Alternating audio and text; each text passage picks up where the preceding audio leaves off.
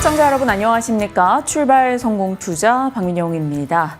지난주 후반은 한동안 급등했던 코스닥에 대한 키 맞추기 현상으로 코스피가 올라섰습니다. 그 상승의 중심에는 조선, 방산, 원전 등 기존의 주도주가 자리했죠. 이들의 상승의 뒷배경은 외국인의 수급이었습니다. 정말 명확하게 AI와 조방원의 주고받기 흐름이 계속되고 있는데요. 이번 주는 과연 어느 쪽에 자금이 쏠리게 될까요? 그리고 무엇보다 주요했었던 지난 금요일 알테오젠의 급락, 과연 오늘부터 좀 진정세를 보이게 될지, 추가적인 하락을 예상해야 될지 그에 대한 고민도 담아보겠습니다. 뉴욕장은 FOMC에 대한 경계감을 드러냈지만 그래도 상승 마감 보였습니다. 자세한 소식 점검하면서 전략 이어갈게요. 뉴욕장부터 확인하시죠. 이번 주 FOMC라는 빅 이벤트가 이제 코앞으로 다가오고 있습니다. 아마도 연말 그리고 연초 시장 분위기를 좌우하게 될 핵심적인 이벤트가 될 텐데 여기에 대한 경계감이 있다 보니까 이날 시장은 장 초반의 탄력도를 반납하면서 강보합권의 거래를 마쳤습니다. 나스닥 지수 0.3%의 상승으로 23,578포인트 선의 거래를 마쳤고요. 일단 개장 이후에 발표됐던 9월 PCE 물가 지수입니다. FOMC를 앞두고 받아볼 수 있는 유일한 물가 데이터이다 보니까 시장의 주목도가 아주 높았고요. 9월 PCE 전월 대비 0.3% 증가였습니다. 그리고 근원 PCE의 경우에는 0.2%의 플러스였죠. 시장의 예상에 대체적으로 부합을 했습니다. 그러면서 안도감에 따라서 이 장 초반에 상승세가 나타났었는데 결국에는 FOMC에 대한 경계감으로 인해서 그 탄력도가 둔화가 됐죠.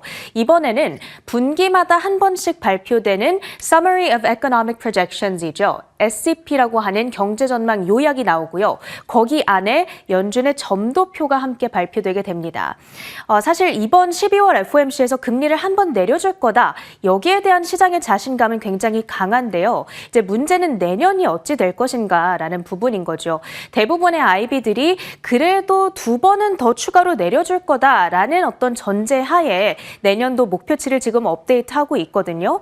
그런데 들어오기 직전에 CME 패드워치2를 확인해 보니까 2회 내년도 추가 인하 가능성이 30%대 초반 정도로 반영이 되고 있거든요. 시장의 자신감이 그렇게 높지는 않습니다. 이번에 발표되는 점도표에서 내년도 2회 추가 인하에 대한 전망이 담겨 있지 않는다면 시장에는 실망 매물이 출회할 수 있다라는 것을 관전의 포인트로 삼아 보시면 좋겠습니다. 이날 종목들의 움직임 살펴보시죠. 반도체주들 흐름은 엇갈렸는데요. 미국 상원이 대중 반도체 수출 규제를 완화하는 것을 차단한다. 그러니까 쉽게 말해서 규제하는 법안을 공개를 했습니다. 그러면서 엔비디아 칩 수출에 대한 우려감이 다시금 불거지면서 소폭 하락했고요. 반면에 브로드컴의 분위기가 아주 좋았죠. 바로 이번 주 현지 시간 목요일입니다. 11일에 실적 발표를 앞두고 있습니다. 장 마치고 나서 결과를 받아들게 될 텐데요. 제미나이 덕분에 이번 실적뿐만 아니라 앞으로의 전망도 좋을 것이다. 이런 기대감이 나오고 있거든요. 과연 실적 이후에 급등세를 보여줄 수 있을지 지켜봐야 되겠고요. 그리고 마이크론의 주가도 이날 4%대 추가의 급등이었습니다. 미주호증권에서 목표 주가를 $270로 높여 잡았는데 최근 D램 가격이 계속해서 높아지고 있고 HBM 수요도 강해지고 있다라는 점을 긍정적인 포인트로 삼았습니다. 지금 D램 가격이 계속 높아지고 있는데 마이크론 역시도 공급 가격을 그에 맞춰서 계속해서 재조정을 했기 때문에 최근에 D램 가격 상승분이 실적에도 반영이 될 것이다. 이런 코멘트를 참고해 보시면 되겠고요. 이날 마이크론이 이렇게 급등하자 웨스턴 디지털이라든지 샌디스크 등의 반도체 종목들 함께 수심이 살아났습니다. 필라델피아 반도체 지수는 1.1%의 플러스로 확인을 해주시면 되겠고요. 그런 반면에 넷플릭스의 주가가 크게 빠지는 모습까지 확인이 되고 있죠. 자, 미국 엔터업계에 아주 거대한 지각 변동이 예고되고 있습니다. 해리포터와 슈퍼맨을 품은 넷플릭스. 넷플릭스가 우리 돈으로 하면 106조 원, 정말 엄청난 금액을 들여서 할리우드에서 가장 오래된 스튜디오인 워너브로 스튜디오를 인수하는 최종 계약을 체결했습니다. 사실 넷플릭스는 실리콘밸리에서 시작됐던 스타트업이죠. 그 스타트업으로 시작했던 아주 한때 작았던 회사가 미국에서 100년 이상의 엄청난 역사를 지닌 가장 오래된 할리우드 스튜디오를 품었다. 정말 상징적인 의미를 지니는 M&A라고도 해석을 해볼 수가 있겠습니다. 자, 일단 만약에 이번 인수가 정말로 성사가 된다면요. 지금 미국의 텔레비전 시청 시간을 기준으로 한 점유율을 봤을 때 1등이 유튜브, 그 뒤로 디즈니, 그리고 3등이 넷플릭스로 자리를 하고 있거든요. 그런데 그러고 나서 쭉 이렇게 와서 7등에 보면은 워너브라더스 스튜디오가 있습니다. 3등인 넷플릭스와 7등인 워너브로가 합쳐지게 된다면 단숨에 미국 미디어 업계 점유율 1등 기업이 탄생하게 되는 겁니다. 그러다 보니까 지금 월가에서는 우려의 시각들이 제기되고 있는 겁니다. 만약에 성사가 된다면 넷플릭스의 시장 지배력이 너무 과도해지지 않겠느냐라는 의견들이 나오고 있는 거고요. 그러다 보니까 아주 경쟁 당국의 까다로운 이 기업 결합 심사를 통과하기가 쉽지 않을 것이다 라는 진단들도 나오고 있습니다. 블룸버그에서도 이 정도 규모의 미디어 기업 합병은 역사적으로 난항을 겪어왔기 때문에 이번 역시도 미국과 유럽에서 까다로운 규제 심사를 받을 것으로 예상이 된다. 이런 이야기를 했거든요. 따라서 심사 결과가 나오게 될 때까지 우리가 이 M&A에 대해서는 좀 지켜봐야 될 여지가 남아 있습니다. 자, 그런데 지금 팬들 사이에서는 이미 기대감이 아주 커지고 있습니다. 워너브라더스의 대표적인 작품 하면 해리포터, 반지의 제왕, 그리고 호빗 시리즈 등이 있죠. 그 밖에도 다크나이트, 조커, 아쿠아맨, 그리고 배트맨, 슈퍼맨 등의 이 히어로물들이 다 워너브라더스가 가지고 있는 작품들입니다.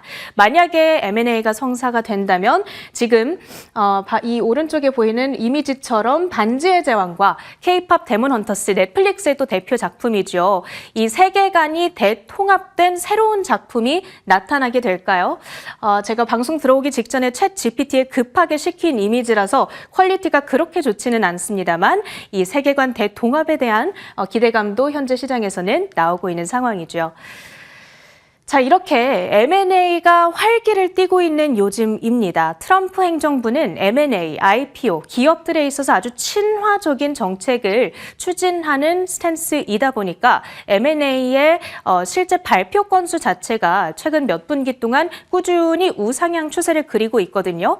그런데 그 뒤에서 조용히 웃고 있는 기업들이 바로 금융주들이 되겠습니다. 골드만삭스 그룹의 연초 대비 주가 상승률을 보시면 48%나 뛰어가고 있습니다. 그리고 이런 M&A들을 주관하는 대표적인 기업이 3개가 있죠. 골드만삭스, 모건 스탠리, JP 모건이 되겠는데 모건 스탠리의 주가 역시도 40%, JP 모건도 30% 급등한 바가 있습니다. AI 주도 장세라고 해서 꼭 AI 관련주들만 오르는 것이 아니다. 한번 챙겨보자는 차원에서 들고 왔습니다. 자, 그리고 이제 마지막으로 2026년은 로봇과 우주의 해가 될 것인가 기대감이 커지고 있습니다. 지난주에 로봇 관련주들 정말 들썩이게 하는 이슈가 나와주게 됐고 또 우주와 관련해서 헤드라인들이 몇 개 있었는데 좀 쭉 정리를 해보도록 하겠습니다. 트럼프 행정부가 올해는 AI였다면 내년도에는 로봇을 타겟으로 삼고 있는 것으로 보여집니다. AI가 개발된다면 그 끝에는 결국에는 로봇이라고 하는 하나의 형태가 나타나게 되는 거잖아요. 지난주에 상무장관들이 관련 로봇 기업들의 CEO와 회동을 가졌고요. 그리고 내년도를 목표로 행정명령을 검토 중이다라는 소식이 전해졌습니다. 이 이유로는 두 가지가 있는데 중국이 로봇 시장을 장악하는 것을 견제하고자 하는 목적, 그리고 AI 로봇을 통해서 미국의 제조업을 부활시키고자 하는 목적도 있습니다. 그런가 하면 머스크 CEO는 로봇이 미국의 위기를 해결해 줄 수 있는 유일한 방안이다. 이런 인터뷰를 최근에 가지기도 했었고요. 그리고 머스크 CEO가 부인을 하기는 했습니다만 스페이스X의 상장 가능성 역시도 제기된 바 있죠. 샘 알트만 CEO 역시도 우주기업 인수를 검토 중이다라는 헤드라인이 들려왔던 지난주였습니다. 따라서 지난주에 단기적으로 로봇 관련주들이 미국 시장 안에서 아주 크게 급등을 했었고 그리고 또 일본 증시, 국내 증시에서도 들썩였었잖아요. 그런데 사실 트럼프 행정부의 기조 자체가 이쪽을 밀어주는 쪽으로 가고 있다라는 측면에서 중장기적으로도 우리가 계속 관심을 가져볼 필요가 있지 않을까라는 차원에서 지켜봐야겠습니다. 미국 안에서의 로봇 대장주는 뭐니 해도 테슬라를 꼽아봐야 되겠고요. 그 밖에 지난주에 움직임이 크게 나왔던 종목들은 이 정도, 그리고 우주 관련 기업들을 공부해보고 싶으신 분들께서는 ARKX ETF에 편입되어 있는 종목들을 보시면 되는데, 사실 가장 직접적으로 우주 사업을 영위함으로써 실적을 내고 있는 기업으로는 로켓랩 정도가 유일하다라고 봐도 무방할 것 같습니다. 이렇게 미국 증시 주요 이슈들 확인해봤습니다. 국내 증시 연결 포인트들 민영 앵커가 정리해드립니다. 코스피, 코스닥이 돌아가기 하며 키 맞추고 있습니다. 코스피가 코스닥 대비 조금 더 좋았던 지난주 금이었고요. 금요일 날 코스피는 1.78%, 코스닥은 0.5% 하락이었습니다. 코스피 상승에 근거가 됐던 것은 그날 아침 전달드렸던 젠스당 CEO의 발언이었습니다.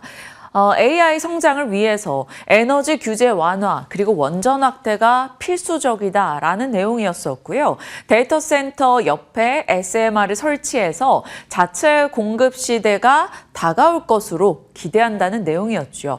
6, 7년 안에 SMR이 대거 등장할 것으로 본다는 얘기까지 덧붙여줬고요. 이 데이터 센터 관련한 이슈로 LG 그룹주 관련한 소식도 일부 전달되면서 반도체, 전력, 원전, 그리고 LG 그룹주들의 강세가 도드라졌습니다. 명확하게 여기서 SMR이라는 키워드가 들어가면서 SMR 관련한 부품이 좀 기대되는 쪽, 이쪽으로 시장의 시세가 꽤나 쏠렸다라는 것을 확인할 수가 있고요. 약간의 테마성이긴 했습니다만 그 이슈로 그 전 거래일에 미국 뉴욕장에서 원전 이런 종목들이 올랐었기 때문에 국내에서 조금 더 강하게 받아갔습니다. 자, AI 반도체 쪽에서 삼성전자 올랐고요. 전력 인프라에서 효성중공업, HD현대일렉트릭, 산일전기, 한중NCS 등이 강세를 기록했고요. 원전에서는 BHI 이날 도드라지는 시세를 냈죠. 그리고 대우건설, 우진, 한정기술, 태웅까지도 올라서는 모습이 눈에 띄었습니다. 6만 원에 육박하는 흐름까지 올라간 BHI 등을 비롯해서 원전주들의 시세가 계속 이어질지 지켜봐야겠습니다. 다만 토요일 새벽에 마감했던 뉴욕에서는 원전 종목들도 하락이긴 했습니다. 자, 코스닥은 0.5% 이날 떨어졌는데요. 단기 급등에 대한 피로도도 있었겠지만 알테오젠의 하락이 코스닥의 하락을 촉발시켰다라고 볼 수밖에 없습니다. 알테오젠 특허 분쟁 리스크 이슈로 인해서 10% 이상 급락하며 거래를 마쳤죠. 기존의 대장 로봇들도 약간의 차익 실현이 나오긴 했습니다. 알테오젠, 코스피 이전 상장 관련한 주주총회 일정이 바로 오늘인데 이를 앞두고 한국식 세론이 나온 것인가 이에 대한 얘기들이 꽤 있죠. 이날 하락에 주요했던 이슈는 할로자임의 독일 키투르다 SC 유통금지 가처분 결정 관련한 이슈가 있었기 때문입니다. 다만 이것은 알테오젠 ALT-B4와는 기술 구조가 전혀 다른 M다제에 관련한 이슈이기 때문에 사실 지나치게 급락한 것이다 라는 시각도 있습니다. 다만 글로벌 SC 전략의 조금의 지연, 조금 더 꼼꼼하게 확인하고 이렇게 가는 시각 등이 늘어나게 된다면 약간의 SC 전략이 늦어지지 않겠느냐라는 우려감도 일부 나오긴 했습니다. 그래서 낙폭을 좀 줄이다가 끝까지 만회하지 못하면서 12% 하락으로 거래를 마쳤죠. 장중에 15%까지 밀렸다가 그나마 3% 정도 줄여놓은 겁니다. 일단 알테오젠이 흔들리는 순간 정확하게 분봉 기준으로 수급을 받아갔던 느낌은 2차전지, 에코프로 BM, 에코프로 등이었고요. 알테오젠이 흔들리자 같이 바이오텍 종목 리가캠이나 ABL 바이오 종목 같이 하락하는 모습이 나타나기도 했습니다. 2차 전지와 바이오가 코스닥 내에서 수급에 받아갈 수 있는 가장 큰 형님 섹터이기 때문에 이들 내에서 이런 수급적인 현상이 나타나는 거죠. 파악하면서 오늘 과연 어떻게 될지 지켜보겠습니다. 시장에서는 조금 소외된 쪽을 보는 패턴이 요즘 나오고 있죠. 그런 가운데 현대차그룹이 로봇과 자율주행 키워드로 올라가고 있고요. LG그룹도 일부 데이터 센터 이슈로 인해서 또 로봇에 대한 투자가 부각되면서 올라가기도 했습니다. 그리고 건설이요. 주택 공급에 대한 기대감이 높아지면서 요즘 중소형 건설사가 시세가 정말 난립니다. 상지건설, 남광토건, 신원종합개발 상한가로 거래를 마치기도 했네요. 자, 이러한 시장 분위기가 지난 금요일이었고요. 가장 궁금해들 하시는 건 알테오젠일 것 같습니다. 하나증권의 보고서가 나왔는데요. 점차적으로 불안감은 사라질 것이다라며 목표가 64만 원을 유지했습니다. 독일 가처분 신청 인용, 특허권 유무효 판단과는 별개라는 점, 그리고 미국에서 판매에 전혀 영향이 없는 내용이고 유럽 외 다른 국가는 독일과 독립적으로 스스로 관련해서 판단을 한다라는 겁니다. 독일에서만 영향이 있는 내용이기 때문에 키투르다 매출 한 2% 정도에 불과하다. 이 또한 나중에 엎어질 여지가 충분히 많다라고 얘기하고 있습니다. 머크가 당연히 항소를 하게 될 것이고 독일 특허법원 예비 의견 이런 내용을 앞으로 좀 주목해야 되겠죠. 이게 한 내년 2월에서 3월 사이경에 이번 이슈 관련해서 답변이 나오지 않겠느냐라고 전망하고 있습니다. 다만 리스크는 체크해봐야겠죠. 다른 유럽 국가 혹은 미국에서도 이와 비슷한 상황이 발생하는 것은 리스크가 될 수 있다. 그러나 그 가능성은 낮다라고 하나증권은 평가하고 있습니다. 이 모든 우려를 지워줄 만한 새로운 파트너십, 에로 기술 이전 계약이 나와주길 기대한다라는 말도 같이 담겨 있었는데 올해 안에, 그러니까 12월 안에 한 건 정도 확인이 될 것이라는 기대는 여전히 하고 있다라는 내용으로 마무리가 됐습니다. 자, 오늘 코스피 이전 상장 최종 결의의 날입니다. 코스피로 이전 결정이 완벽하게 내려지게 된다면 글로벌 벤치마크 지수 연동 ETF 자금 유입을 기대할 수 있겠고 반면에 반대에서는 세론이나 할로자임 이슈로 인한 주가 변동의 우려도 가져갈 수 있겠죠. 하나증권의 이야기처럼 불안감이 점차 사라질 것이라면 주가의 변동도 점점 진정이 돼갈 것이고 만약에 시장이 이것을 굳이 리스크가 지금 도드라졌을 때 투자하기보다는 다른 선택지를 취하겠다라는 시각으로 간다면 조금의 변동은 더 열릴 여지가 있겠죠. 이 내용 오늘 과연 코스닥 시장의 방향 혹은 수급의 이동을 좀 자극할 수 있는 내용이어서 알테오젠의 시장 평가가 몹시 중요해 보이는 오늘입니다. 자, 그 외로는 지난 주 중반부터 원전에 대해서 다시 기지개를 펼 것인가에 대한 얘기 나눠봤었죠. 조선과 원전 얘기였었는데 그중에 원전이 지난 금요일 시세적으로는 압도적이었습니다. 여러 가지 원전의 패러다임 분위기 속에서 미국의 SMR 모멘텀이 젠슨왕 CEO로 한 번 더 부각이 된 것이죠. 그래서 이 원전 관련한 밸류체인 종목들 전력까지해서 싹 다 강하게 올라갔었던 지난주 금요일입니다. 여기에 주말 사이에 김정관 산업장관이 모 채널에서 미국 투자 2천억 불 한국 기업에 기회되도록 하겠다라며 원전과 AI 관련한 내용을 언급하기도 했는데요. 추가적으로 원전이 관심을 받을지 아니면 미국장에서 원전의 하락에 연동돼서 조금 쉬어갈지는 지켜봐야겠습니다. 연말이다 보니까 조금 쉬었던 쪽에서도 반등을 주고 있고 연말 막판 스퍼트를 내고 있는 쪽도 눈에 띄고 있습니다. 그중에서 가장 도드라진 주인공, 지난 금요일은 현대차였습니다. 현대차가 11% 금요일에 상승했죠. 그 전 거래일에도 6% 정도 올랐던 걸로 기억합니다. 직전 5거래, 그러니까 지난주 월화수목금이죠. 21% 올랐는데요.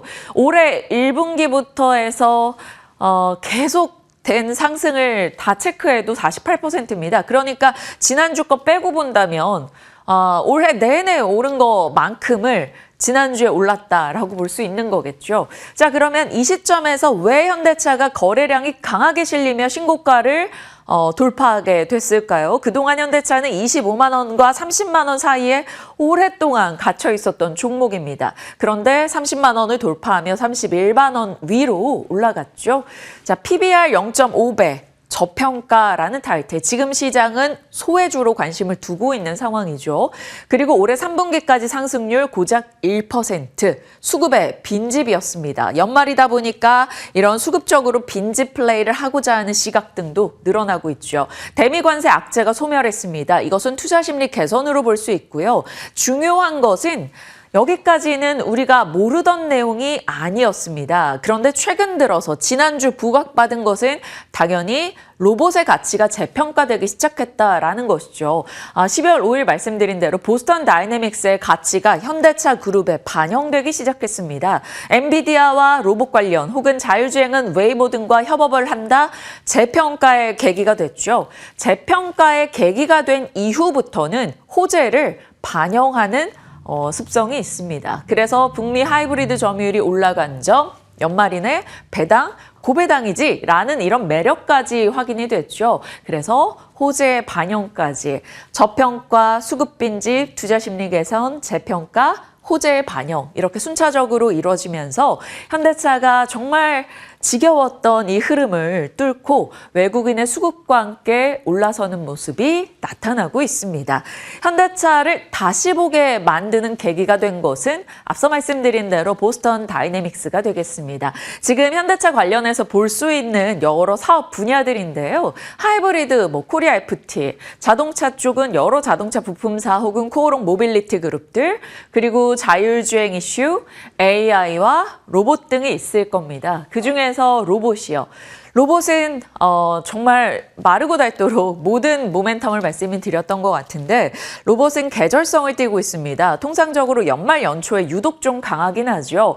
이런 계절성을 띠고 있는 가운데 로봇의 대중화 시기가 다가오고 있습니다. 기존에는 시제품, 샘플을 제작하는 단계였다면 이젠 양산과 상용화 단계로 넘어가고 있다라는 것이죠. 그런 가운데 기계 섹터 내에서 자동차 부품과 로봇 부품은 겹치는 부위가 좀 많죠.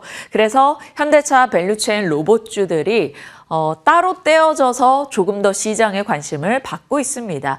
현대차 관련한 로봇주들, 액추에이터, 현대모비스, HL 만두 등이 있을 거고요. 보스턴 다이내믹스 하면 클로봇, LG 이노텍, SL, 삼성전기, SOS의 KNR 시스템이 있을 겁니다. 그 외 로봇과 스마트 팩토리 관련주로서는 현대 오토에버, 슈어소프트테크, 링크솔루션, 한국 PIM 등이 있겠네요. 링크솔루션 대해서는 3D 프린터 업체입니다. 이게 미국 거 쓰기에는 비싸고 중국 것은 설계 유출에 대한 우려감이 있었죠. 그래서 링크솔루션에 대해서 3D 프린터가 로봇, 항공 이런 데 들어가기 때문에 관심을 받을 수 있다는 게 김진만 위원의 논리였었고요.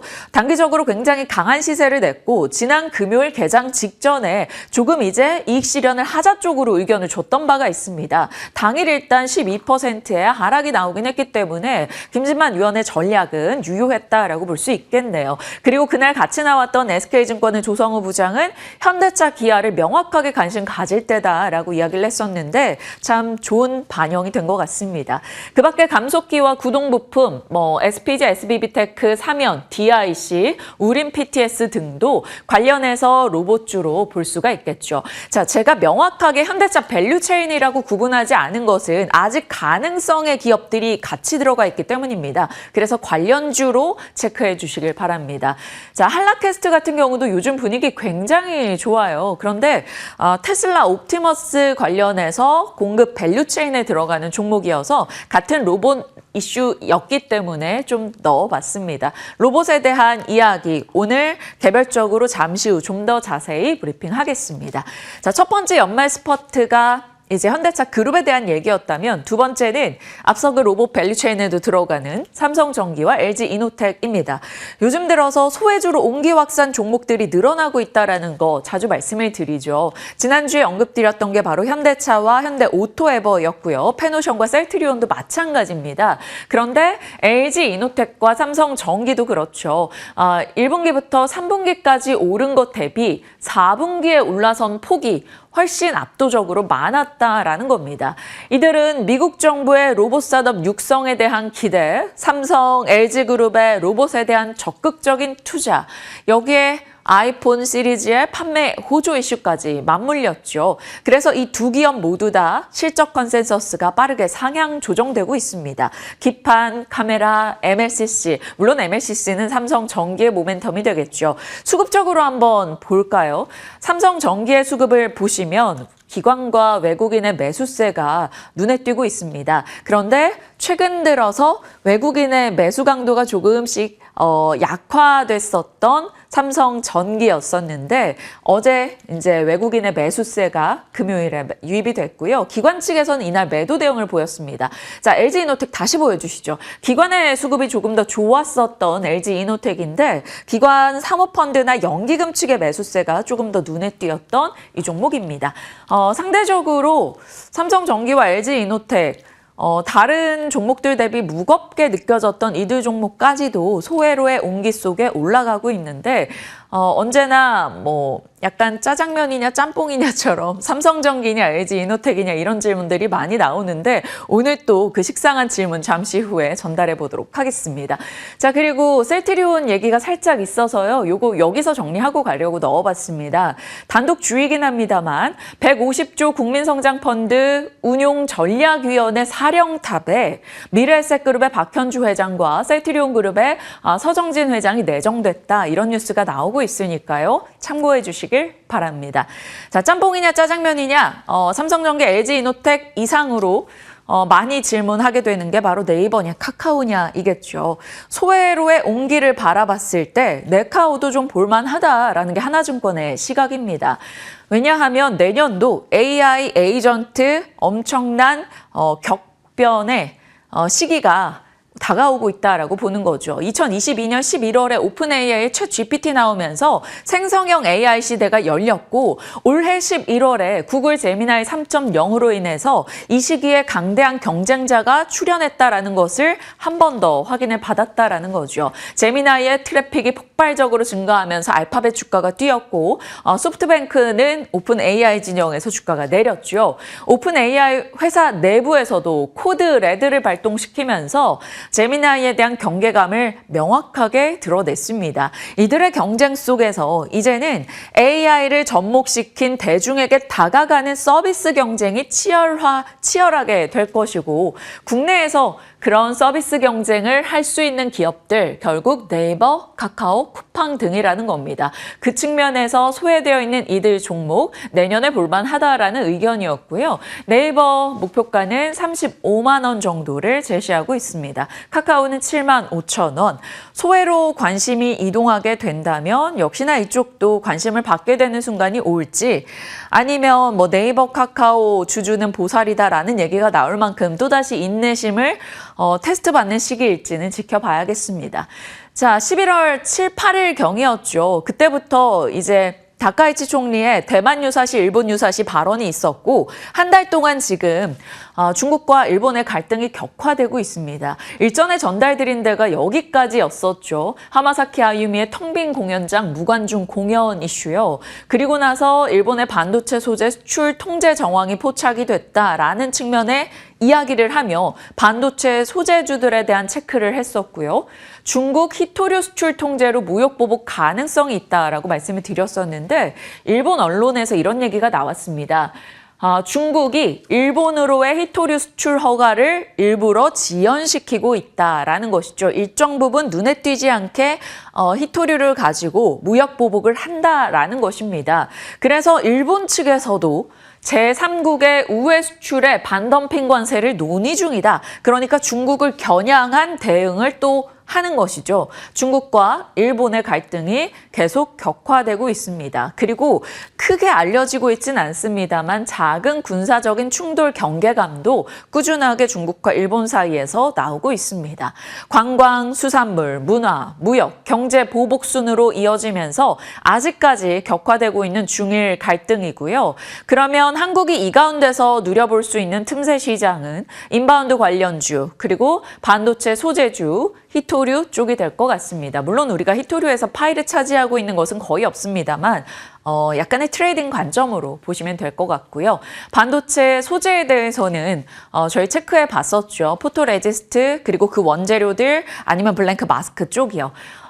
함께 볼 수 있는 뉴스가 같이 나왔더라고요. SK 하이닉스가 동진 세미캠과 협력해서 EUV 포토레지스트 국산화에 착수한다라는 언론 보도였습니다. 물론 2023년도부터 이미 EUV 포토레지스트 국산화를 하긴 했지만 그때부터는 저사양이었었고 이번에 추진하는 것은 기존의 일본 업체들로부터 받아오던 고사양이라는 점입니다. 그래서 마침 중일 갈등 내에서 반도체 소재에 대한 이야기가 나온 측면에서 SK 하이닉스의 이 포토레지스트 국산화 착수 뉴스가 잘 반영이 될지 봐야겠죠.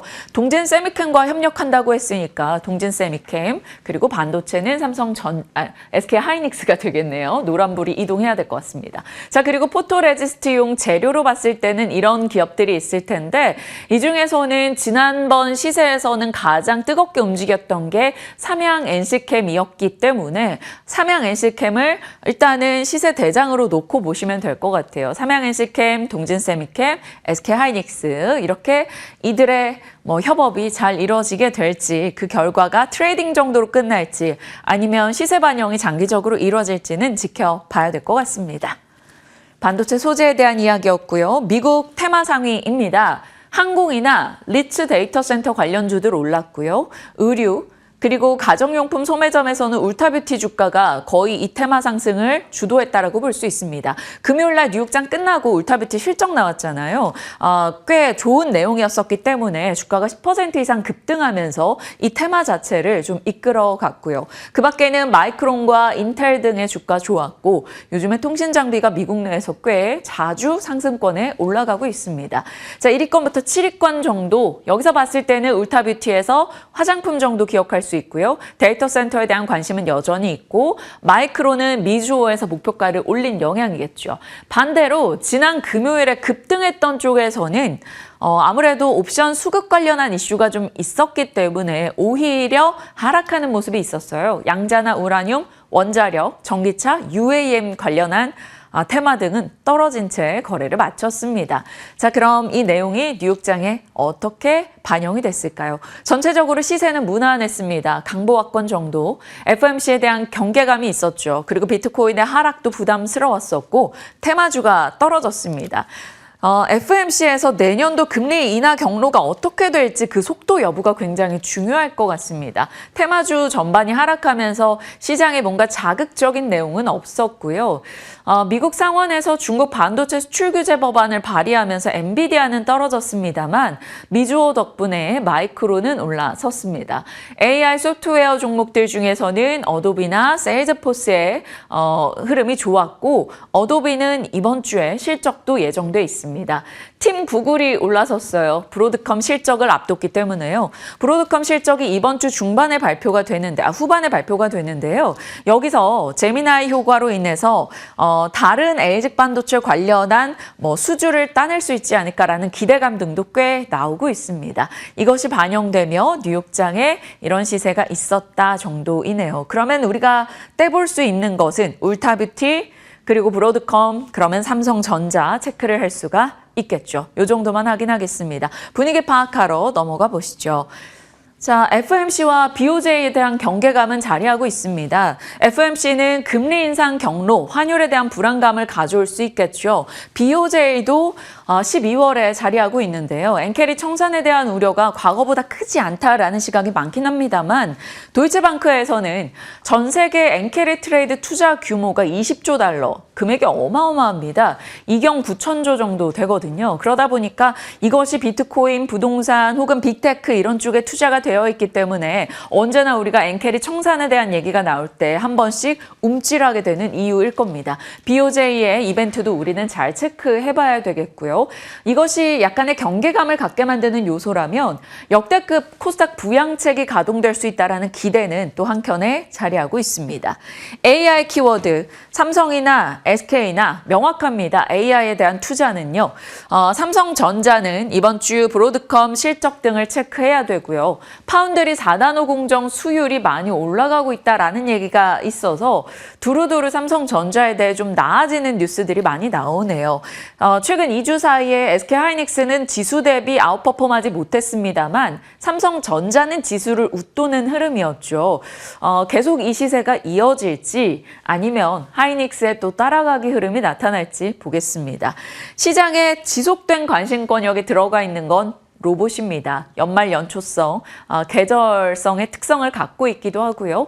양산 단계로 진입하고 현대차 그룹의 관심이 집중이 되어 있죠. 앞에서 테슬라의 옵티머스가 당기고 뒤에서는 엔비디아의 로봇 플랫폼이 밀고 있습니다. 그 중심에는 또 보스턴 다이내믹스의 아틀라스 관련한 얘기들도 끝없이 쏟아지고 있죠. 영국 정부도 로봇 스타트업에 대해서 적극적인 지원을 하고 있다는 뉴스가 나와서 로봇은 이미 패러다임의 중심에 들어와 있는 듯합니다. 다만 시세 측면에서 일부 부담스러웠던 종목들이 금요일에 로봇도 하락하기도 했었기 때문에 어떤 로봇주로 순환이 있는가 이것은 또 예의주시하셔야겠네요. 바이오가 오늘 궁금합니다. 알테오젠이 어떻게 될지요? 알테오젠의 진정 여부 체크가 필요하겠죠. 이것은 바이오텍에 대한 변동을 야기할 수가 있습니다. 골드만삭스가 할로자임에 대해서 매도 의견을 냈습니다. 로열티 수입 성장성 리스크요. 할로자임에 대한 매도 의견은 오히려 역으로 생각하면 머크와 알테오젠으로 이어지는 진영에는 당연히 호재성 뉴스로 볼 수 있다라는 거죠. 왜냐하면 할로자임의 로열티 수입 리스크는 바로 머크와 알테오젠 등이 만들어낸 것이기 때문입니다. 그래서 조금 진정될지 보셔야겠네요. 하지만 알테오젠의 변동으로 추가적인 바이오 종목들의 변동이 나오게 된다면 바이오 중소형사들은 개별 모멘텀을 갖고 있는 기업들은 오히려 좀 매수 기회라는 시각 등이 많았죠. 자, 호재성 뉴스가 있었던 쪽은 넥스트 바이오 메디컬입니다. 고관절 통증 치료 임상에 좀 유의미한 효능이 있었다라고 하네요. 금요일 장중에 하락이었어요. 바이오 분위기가 좋지 않았었기 때문에. 그런데 애프터마켓에서 그나마 낙폭을 조금 줄이긴 했습니다. 자, 알테오젠이 변동이 크게 나온다면 수급은 2차 전지로 넘어갈 텐데요. 테슬라가 유럽에서 모델 3 판매를 시작했고 앨범R이 리튬값 상승 전망 이슈로 5% 정도 올랐기 때문입니다. 자, 바이오와 2차 전지의 수급 싸움을 지켜보겠고요. 소회로의 이슈로는 보면 포토레지스트 그리고 울타뷰티의 선전 속에서 화장품을 체크해 봅니다. APR과 LNC바이오로 이제 화장품 내 대장 두 종목을 뽑아놔야 되는데 이 APR 같은 경우는 지난 금요일에 2% 정도 올랐죠. LS증권에서 목표가 34만 원을 제시했습니다. 판매 데이터 등을 미국에서 온오프라인을 살펴봐도 충분히 개선되고 있다라는 점의 내용이었었고요. 4분기 쇼핑 성수기까지 살펴봤을 때 APR은 긍정적으로 바라볼 수 있다라는 것이죠. 최근에 약간 차트상으로도 시장에 좀 관심이 모이고 있는데 강력한 돌파의 흐름이 나올 수 있을지 APR 일단 체크해 보겠습니다. 보통 화장품은 상반기에 좋기 때문에 그를 앞두고 미리 점검할지 보시죠. 자, 우주 얘기 많이 나오죠. 펜오션이 스타링크 사용한다라는 뉴스 있었고요. 스페이스X의 내년도 상장에 대한 얘기가 일부 흘러나오고 있으니 확인해 주시길 바랍니다. 일정 되겠습니다. 이번 주 중에 코스닥 활성화 내용이 어떻게 나오는지 보셔야 되겠고요. 앞서 봤던 알테오젠 일정 오늘이고요. 오픈AI GPT 5.2 출시 예정이 내일이기도 합니다. IPO 종목도 요즘 관심 많이 받고 있죠. 에임드바이오도 그렇고요. 이번 주도 관심 받을 종목들이 등장하게 될까요? IPO 이벤트는 참 많습니다. 무엇보다 중요한 것, 대만 TSMC 매출과 FMC, 한국의 선물옵션 동시 만기일 이런 쪽이 되겠고요. 여기서는 오라클과 어도비 그리고 브로드컴 이런 쪽의 실적 꼭 체크하셔야겠습니다. 어도비나 브로드컴의 실적이 에이직, 모멘텀 혹은 AI의 방향을 보여줄 수 있어서 확인해 주시길 바랍니다. 자, 시장에 대한 흐름 짚어봤고요. 섹터 뉴스 넘어가 볼게요. 미나 앵커 나와주시죠. 네, 오늘은 로봇 섹터에 대해서 전반적인 흐름을 체크해보고 내년 전망과 그리고 그 안에서 전략은 어떻게 세워봐야 할지 그러한 세세한 내용들도 짚어보도록 하겠습니다.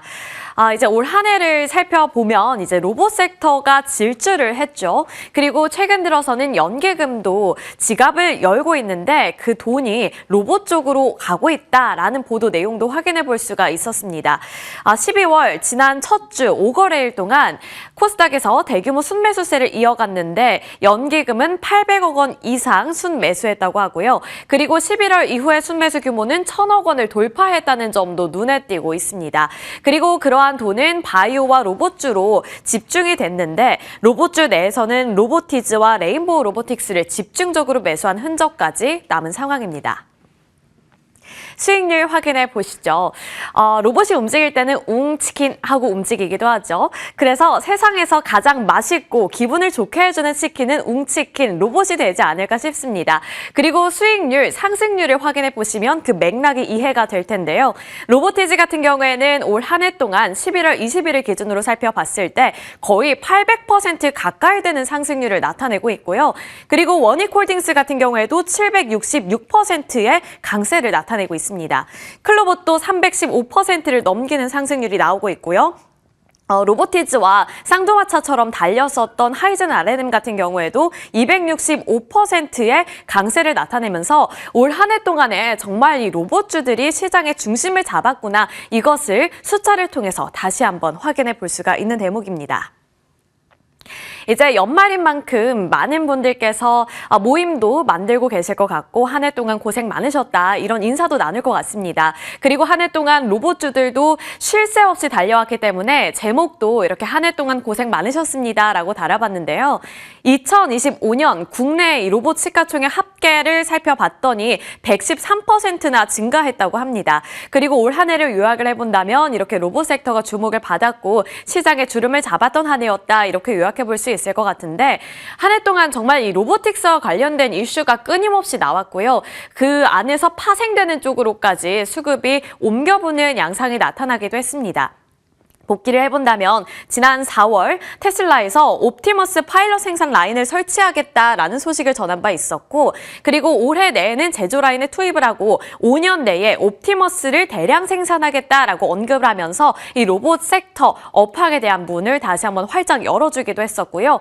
또 테슬라와 삼성전자는 165억 달러 규모의 칩 공급 계약을 체결하면서 삼성전자의 주가 반응이 나오기도 했었죠. 또 최근에는 현대차 공장에 이제 아틀라스가 투입된다는 소식과 더불어서 미국 정부에서 이 로보틱스 분야를 본격적으로 지원하려는 그러한 흐름까지 포착이 된 상황입니다.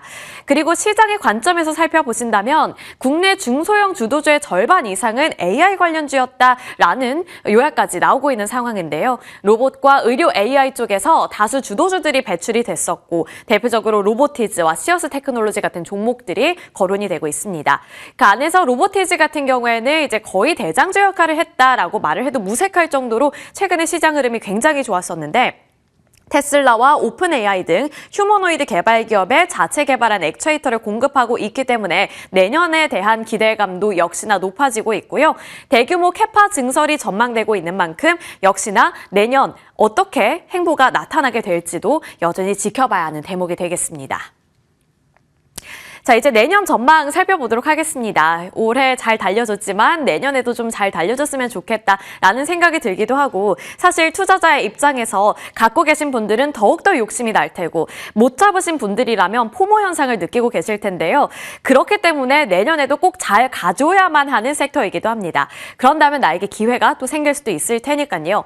내년의 전망을 살펴보신다면 지금 증권가에서는 내년에도 모멘텀은 여전히 지속이 될 것이라고 전망하고 있습니다. 그 이유는 앞서서 민영 앵커가 설명해 주시기도 했지만 이제 휴머노이드 로봇이 본격적으로 초기 양산 단계에 진입을 했기 때문에 이제부터 시작이라고 살펴봐도 될 것 같고요. 또 통상적으로 연말 연초에 계절적 로봇 섹터 주가 강세가 나타나는 흐름이 나타나고 있기 때문에 올해 연말과 또 내년 연초에 대한 기대감도 가져볼 수가 있겠죠. 다만 이제 내년 하반기 이후부터는 초기 효용성 검증 결과에 따라서 진퇴기로가 전망이 되고 있는 만큼 그때부터는 이제 본격적으로 개별 플레이가 나타날 수 있고 실적이라든지 기업과 협력하는 이슈들을 가져오는 기업들을 눈여겨봐야 하는 흐름이 전망되기도 합니다.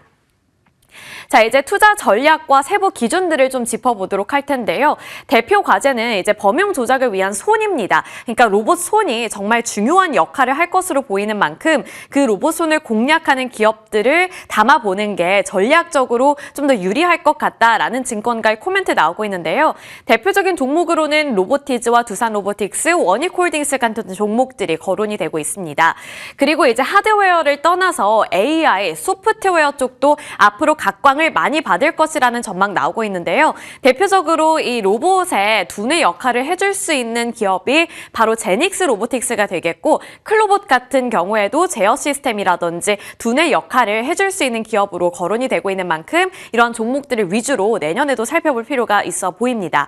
그리고 투자 전략을 큰 맥락에서 살펴본다면 내년에도 결국에는 꿈의 크기가 큰 기업을 쫓는 흐름이 지속될 것으로 예상이 된다. 그러니까 스토리 라인이 더욱더 탄탄해지는 종목들을 위주로 주가 반응이 나올 수 있다라는 분석이 나오고 있고요.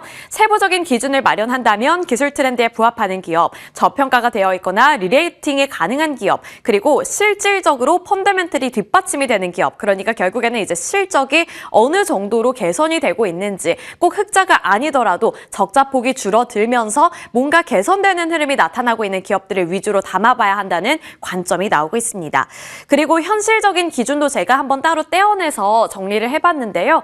첫 번째로는 이제 상용화 단계에 아직 본격적으로 진입을 하고 있지는 않고 초기 단계이기 때문에 개발 확산 단계에서 수혜가 예상되는 기업들을 위주로 살펴보자라는 관점 나오고 있습니다. R&D 단계에서 수혜가 예상되는 기업들을 한번 관심을 가져보자라는 코멘트, 체크 포인트가 되겠고요. 단기적으로 봤을 때 액추에이터라든지 액추에이터 요소 부품 같은 이 부품 기업들이 단기적으로 수혜가 더 많이 예상이 된다라는 코멘트 제시되고 있습니다. 그리고 장기적으로 본다면 어쨌든 휴머노이드 쪽으로 갈 것이라면 이제는 그때는 뭐 센서라든지 배터리, 침류, 뭔가 로봇을 조금 더 세분화해서 세세하게 정밀적으로 만들어낼 수 있는 그런 쪽으로도 관심이 필요하다라고 말을 하고 있습니다. 제가 여기 들어오기 전에 댓글을 잠깐 봤는데 내년에 가망성이 있는, 워낙에 많이 올랐으니까 내년에 새롭게 바통 터치를 받을 만한 종목은 과연 무엇일까 많이들 궁금해 하시더라고요. 그래서 많이 오른 쪽을 공략하기 두려우신 분들이라면 그 이후에 수혜가 예상되는 센서라든지 배터리 또는 침류 쪽으로 좀 관심을 갖고 계시다가 매매 타점을 잡아보시는 것도 하나의 전략이 될 수 있을 것 같습니다. 그리고 이제 로봇 투입 가능 테스트 필드를 보유하고 있는 기업, 공장이라든지 그런 필드를 보유하고 있는 기업들을 공략하는 것도 좋다라고 말을 하고 있는데, 우리나라 기업에서는 대표적으로 현대차 그룹이 있죠. 그리고 제가 지난 시간에 현대차 그룹 계열사도 한번 브리핑을 해드린 바 있습니다. 그리고 마지막으로는 결국에 펀더멘탈인데요. 실적을 확보하고 있는 기업들을 위주로 담아보자라는 말이 나오고 있습니다. 그리고 지금 관심 기업으로 유진투자증권에서는 레인보우 로보틱스, 로보티즈, SPG, 시메스 같은 종목들을 관심 기업으로 꼽았는데, 여기서 실적을 기준으로 살펴본다면 로보티즈와 SPG 쪽에서 흑자 전환이 나타났다는 점도 눈에 띄는 대목입니다. 넘어가서 요즘 환승연애 유행하고 있는데요. 어떻게 기업이 변하니? 최근 자동차 기업들도 이렇게 로봇 기업으로 변환되고 있는 모습, 그리고 그 흐름을 제가 초반에 잡아드린 바 있습니다. 현대차뿐만 아니라 그 계열사들도 로봇 기업으로 좀 탈바꿈이 되어가고 있는 듯한 흐름도 나타나고 있는데, 꼭 그쪽이 아니더라도 이렇게 자동차 부품 섹터 기업들이 다 같이 로봇 기업으로 좀 변주하고 있는 모습이 나타나고 있죠. 우선 현대차에서는 2028년까지 미국의 연 3만 대 규모의 양산 공장을 구축할 계획을 갖고 있고요. 내년 1월 CES에서 로봇 기술을 공개할 것이라는 기대감도 확산이 되고 있습니다. 그리고 자동차 부품 협력사들도 이러한 로봇 사이클에 발을 맞추기 위해서 지금 준비를 많이 하고 있는데, 그로 인해서 로봇 투자의 한 축을 담당할 것이라는 기대감 높아지고 있는 상황입니다. 그리고 정리를 해보자면 사면, 한국 PIM, DIC, SOS랩, 링크솔루션 같은 종목들이 그 관련주로서 거론이 되고 있고, 이러한 흐름에 발맞추는 움직임을 나타나고 있습니다. 하지만 아직 실적과 관련해서는 예의주시가 필요한 부분이 있고요.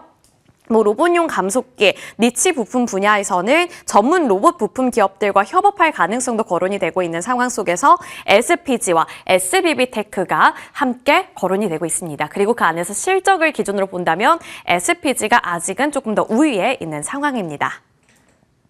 올해 정말 쉴 새 없이 달려왔던 로봇 관련주들인데 내년에도 달릴 수 있다라는 전망이 우세하게 나오고 있는 상황인데요. 그렇다면 나도 포모 현상에서 벗어나서 담아볼 수 있을지 그에 맞는 전략들 저희와 함께 세워보시길 바라겠습니다.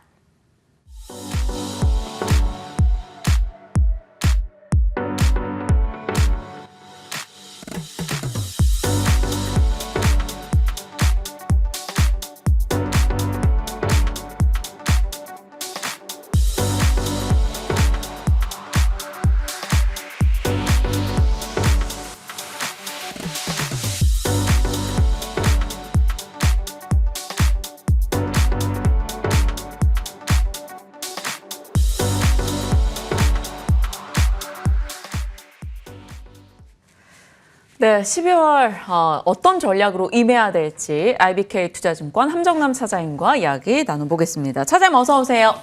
안녕하세요. 안녕하십니까. 현재 시장에서는 좀 소외됐던 쪽에서의 반등도 보이고 쉬었던 쪽에서 올라가는 현상도 나오고 있습니다. 명확하게 이끄는 주도주는 지금 없는데 그래도 이렇게 두루두루 돌아가면서 올라가서 이에 대한 얘기 좀 나눠봐야 될 것 같아요. 현재 포트를 어떤 식으로 바라보고 계십니까?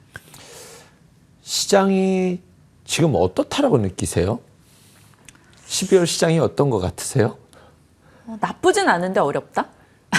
사람마다 온도차가 굉장히 다를 것이라고 생각이 드는데 지금 시장이 굉장히 좋다라고 느껴집니다. 삼성전자, 하이닉스가 둘만 달렸던 시장에서 지수는 굉장히 올라갔었지만 뭐 영업 직원 최전방 필드에 있는 사람으로서 느끼는 점을 그냥 시장을 받아들이는 느끼는 점을 말씀드린다면 삼성전자, 하이닉스 두 종목이 막 하드캐리해서 끌고 갔었을 때는 지수는 좋은데 실질적으로 그때 개인 투자자들의 승률이 50%가 안 됐거든요.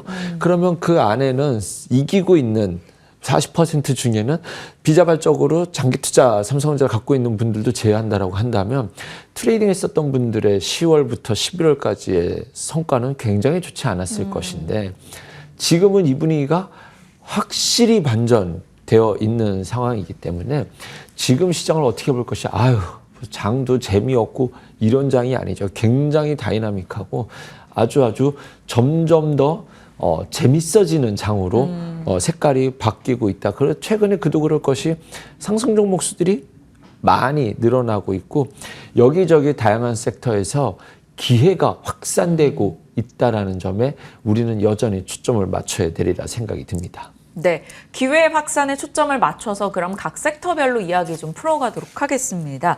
자, 저희가 오늘은 좀 세 덩어리로 얘기를 진행할 건데 일단 첫 번째 주제는 강했던 섹터의 조정이라는 키워드입니다. 대표적으로 알테오젠, 바이오, 그리고 금요일에 살짝 조정이 있었던 로봇인데 원래 현대차 로봇주들을 일부는 살아 있었고요. 바이오와 로봇 어떤 전략으로 임하십니까?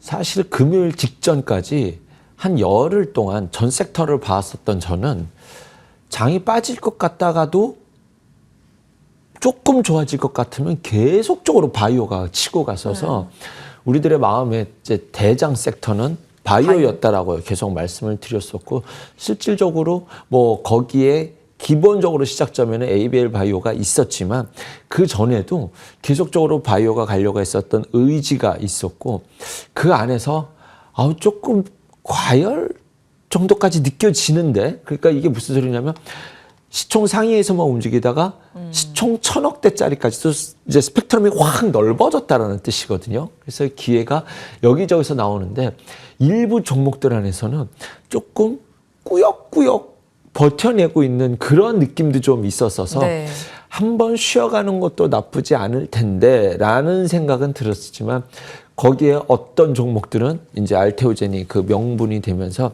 일단은 한번 이 정도 왔으면 팔자라는 명분을 줄 수 있을 것 같습니다. 딱 그래도 그랬던 것이 미리 맞았었던 펩트로는 금요일날 안 빠졌었거든요. 알테오젠 특허권 참 주가가 갈만할 때마다 특허권 이슈가 좀 노이즈가 되는데 여기서는 실질적으로 알테오젠만 일단 놓고 말씀드린다라고 한다면 오늘 이제 이전 상장과 대해서 안건 표결이 있지 않습니까?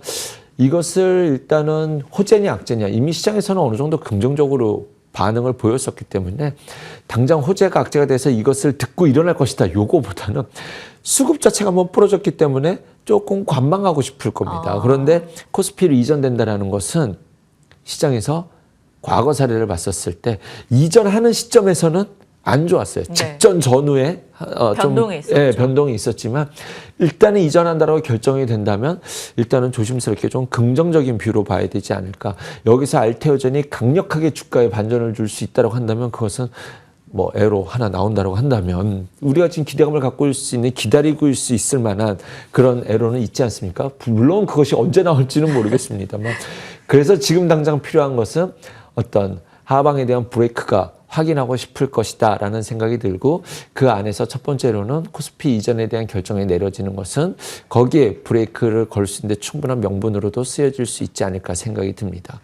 또 하나는 그날 또 잘 버틴 바이오들도 있었어요. 뭐 예를 들면 지아이노베이션 같은 경우도 LNC 바이오도. 그렇죠. LNC 바이오도 LNC 바이오가 매력적이잖아요. 화장품이라는 키워드와 바이오. 피부 미용 재생이라는 바이오는 실질적으로 환자에게만 투여되지 않는 비만 치료제처럼 전 국민이 다 쓰는 이제 이런 그런 시장성을 갖고 있다라고 생각이 들고 에클론 이렇게 갔으니 다음에는 큐로셀일 것이다 그랬는데 이제 돌파가 캔들이 나오지 않았나라는 생각이 듭니다. 그래서 여전히 바이오는 이제는 그동안은 바이오가 다 좋았다라고 한다면 이제는 이 안에서 좀 종목별 피킹이 나올 텐데 그 안에서 뭐 바이오가 좋습니다. 이거보다는 이제는 마이웨이를 찾아가는 좀 시장의 환경이 만들어지지 않을까라는 생각이 듭니다. 또 하나는 로봇이죠. 네. 며칠 강했어요. 그 전에 제가 이제는 로봇 보셔야 됩니다라고 11월 중순 이후에 말씀드렸던 이유는 11월 한 달 동안 많이 빠졌기 때문이에요. 그래서 시장에 대한 이 논리를 이해하는 것이 더 중요하다고 생각이 돼요. 로봇 쪽을 모르는 사람이 어디 있습니까? 네. 많이 많이 빠졌기 때문에 이 정도 되면은 여기서부터는 물려도 되는 구간이지 않을까라는 시작 전부터 주가가 좀 반등을 주기 시작했는데 좀 좋을 법한 자리에서 좀 조정을 주었지만 여전히 트럼프 대통령이 다음번 성장 산업으로 확실히 드라이브를 걸고 간다라는 기대감은 여전히 상존할 수밖에 없다. 앞으로 나올 기다려볼 만한 뉴스들이 많은 산업이다라고 귀결되는 거거든요, 결국. 그러면 저는 여기서 끝났네. 뭐 이런 고민조차 할 필요가 없는 섹터가 저는 로봇이라고 생각되기 때문에 그러면 그 앞에서 이제 교집합을 찾아본다라고 한다면 코스닥 부양측과 함께 맞물리는 것은 시총 상위주지 않습니까? 그러면 레인보우 로보틱스랑 투산 로보틱스는 좀 조정 시 눈여겨볼 수 있고 여전히 살아있는 종목은 지금은 현재로서는 SPG가 아닐까라는 생각을 가져봅니다. 네. 레인보우 로보틱스, 두산 로보틱스, 코스닥의 활성화 정책이라는 키워드도 열어뒀을 때 이 부분도 볼 수 있다라는 점과 플러스 SPG도 같이 확인을 해 나가도록 하겠습니다. 일단 알테오젠 관련한 이슈는 조금의 변동은 각오해야 되지만 장기 관점의 긍정의 기대는 여전히 남아있다라고 정리하도록 할게요. 자, 일단 잘 가다가 살짝 조정을 받은 쪽이고 두 번째 키워드는 조금 쉬었다가 그렇죠. 다시 가는 쪽에 대한 얘기를 해주신다고요. 네. 로봇을 11월 말에 말씀드렸던 것과 비슷한 개념일지는 잘 모르겠습니다만 어쨌든 11월 한 달 동안 쉬었던 섹터 중에 하나가 조선이거든요. 조선이 저렇게 치고 달려갔었을 때 조선부터 말씀드리겠습니다. 조선과 2차 전지를 말씀드릴 건데 조선은 저렇게 치고 달렸을 때 그렇게 좋은 것처럼 막 이야기를 했었지만 막상 더 나올 뉴스가 무엇이냐라는 부분에 대한 의문점을 갖고 저는 오랫동안 조선에 대해서는 코멘트를 드리지 않았었는데 이 정도 쉬었다라고 한다면 이제는 여기서 기관 매니저들이 조선을 적극적으로 비워갈 수 있는 섹터냐 그건 또 아니라고 생각이 듭니다. 앞으로 좋아질 건 맞긴 한데 나올 호재들이 다 나왔다는 게 문제였거든요. 10월 달에는. 그런 관점에서 제 기준에서는 가격 조정도 가격 조정이지만 기간 조정이 나와야 될 산업과 섹터이지 않을까라는 생각 속에서 어느 정도의 기간 조정은 나오지 않았나라는 생각이 듭니다. 그런 관점에서 그 당시에 나왔었던 한국과 미국 간의 협업과 한국 조선이 갖고 있는 결정적인 매력으로서 막 엄청난 지금 다시 주도주로서 급부상한다? 이 정도의 뷰는 아닙니다만 쉴 만큼 쉬었다라는 매력도는 반영될 수 있는 자리까지 오지 않았나라는 생각 속에서 그리고 코스닥만 가다가 지금 코스피 안에서 여러 가지 해법들이 나오고 있잖아요. 그런 관점에서 봤었을 때 조선주가 저는 지금 현 시점에서는 쉴 만큼 쉬었다라고 생각되는 첫 번째는 삼성중공업, 하나, 오션을 두 종목을 말씀드리겠고요. 또 하나는 2차 전지입니다. 2차 전지 갈 듯 갈 듯한데 못 갔고 사실은 최근에 리튬 가격을 보면 가야 되는데라는 생각을 많이 했었거든요. 네. 그런데 그 수급이 이 아싸리 아니면은 반도체로 가든가 아니면 바이오를 사야지 이런 시장 환경이었는데 바이오가 조금 주춤하려고 하니 이제 이쪽으로 옮겨가는 모습들이 나오지 않았나는 생각이 듭니다. 그중에서 움직였던 것이 에코프로였는데 일단은 이번 사이클에 있었던 10월부터 있었던 이 파동의 명분이 전기차 캐즘이 끝났다는 것이 아니라 결국은 ESS였잖아요. 그리고 그 앞선 파동은 솔직히 말씀드리면 이 리튬 가격이었거든요. 그런 관점에서 봤었을 때 지금도 언제든지 ESS라는 것을 사용할 수 있는 명분은 여전히 살아있다는 점과 두 번째는 리튬 가격이 여기까지 올라왔다는 점에서 리튬 가격이 지금 수요단에서 리튬 가격이 올라가는 이유가 수요와 공급단 두 가지 이슈가 있는데 수요단은 ESS고 공급단에서는 중국에서 공급 과잉을 규제하겠다라는 뉴스가 기본적으로 깔려 있거든요. 그런 것으로 본다라고 한다면 이 파동이 실제로 주가가 그걸 증명하고 있습니다. 한 파동으로 끝내고 싶진 않아. 순환매의 다음 타이밍을 기다릴 거야. 그런데 에코프로는 좋았거든요. 원래 에코프로와 BM은 주거니 받거니 하면서 순서가 바뀌어요. 그래서 오늘 관심은 에코프로 BM인데 같이 봐야 될 게 이제 포스코 퓨처엠과 LNF도 있잖아요. 맞아요. 거래소 종목은 조금 눈치를 더 보는 것 같아요. 이왕이면 지금이 자극적일 수 있는 기본적으로 깔려있는 기대감 중에는 코스닥 활성화라는 기대감이 기본적으로 깔려있는 것 같아요. 바이오가 계속적으로 유지할 수 있던 것이 그것이 기본 베이스라고 한다면 지금 오늘 고를 거야 라고 한다면 제 본심은 코스닥에서 먼저 찾고 싶지 않나라는 생각이 듭니다. 그래서 에코프로와 맞습니다. 에코프로 BM 쪽으로 네, 상대적 우선 강도 먼저 얘기 주셨어요. 지켜보자. 원전 얘기는요? 원전은 조금 달라요. 원전은 지금까지의 원전은 이제 두산 에너빌리티에 집중된 원전이었는데 원전은 늘 말씀드리지만 앞으로의 원전은 원자력 발전소 유럽 쪽에서 추가 수주가 나오는 것에 대한 기대감이냐라는 것인데 지금 이제 미국에서 한국과 일본이 투자한 것을 원전 투자에 먼저 하겠다라고 했었을 때 이 얘기는 원자력 발전소에 대한 기대감이고 그것은 웨스팅하우스 거기에 대한 수주를 한국 원전이 받아간다고 한다면 그동안 못 갔었던 원전주들이 갈 수 있는 이제 그 기다렸었던 수주 그 얘기가 움직일 수 있거든요. 네. 그러면 일단은 현대건설 눈에 띄고요.